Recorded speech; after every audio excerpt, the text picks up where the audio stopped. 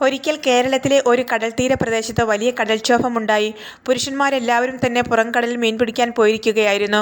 കടൽക്ഷോഭത്തിൽ വലിയ അപകടമുണ്ടാകാൻ പോകുന്നുവെന്ന് കണ്ടത് വീട്ടിലുള്ളവരെല്ലാം അലമുറയിട്ട് കരഞ്ഞു തുടങ്ങി. പർവ്വതം പോലെ ഉയരുന്ന തിരമാലകൾ കരയിലേക്ക് അടിച്ചു കയറിക്കൊണ്ടിരുന്നു. നിരനിരയായി പണിതിട്ടുള്ള കുടിലുകൾ കടലിലൊഴുകുവാൻ നിമിഷങ്ങൾ മാത്രമേ ബാക്കിയുണ്ടായിരുന്നുള്ളൂ. തിരമാലകൾ ആദ്യ നിരയിലുള്ള കുടിലുകളുടെ തൊട്ടടുത്തെത്തി. കുടിലിലുള്ള സാധനങ്ങൾ പെറുക്കിയെടുത്ത് നിലവിളിച്ചുകൊണ്ട് ആളുകൾ പുറത്തേക്ക് ഓടാൻ തുടങ്ങി. വിശ്വാസമുള്ള കുറേ ആളുകൾ ഓടിപ്പോകുന്നവരെ തടഞ്ഞു നിർത്തിക്കൊണ്ട് പറഞ്ഞു, നമുക്ക് ഉറച്ച വിശ്വാസത്തോടെ ദൈവമാതാവിനോട് പ്രാർത്ഥിക്കാം, അമ്മ നമ്മെ കൈവിടുകയില്ല. കുടിലുകളിൽ മരണത്തിൻ്റെ വക്കിൽ കഴിഞ്ഞവരെല്ലാം തങ്ങളുടെ ജപമാലകൾ എടുത്ത് പ്രാർത്ഥിക്കാൻ തുടങ്ങി.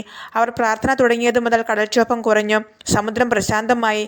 ജപമാല അവസാനിച്ചപ്പോഴേക്കും കടൽക്ഷോഭം പൂർണ്ണമായും നീങ്ങിയിരുന്നു. മത്സ്യബന്ധനത്തിന് പുറംകടലിൽ പോയിരുന്നവർ അപകടം കൂടാതെ തിരിച്ചെത്തുകയും അവർ ഒരുമിച്ച് ചേർന്ന് പരിശുദ്ധ അമ്മയുടെ മാധ്യസ്ഥം തേടി ദൈവത്തിന് നന്ദി പറയുകയും ചെയ്തു.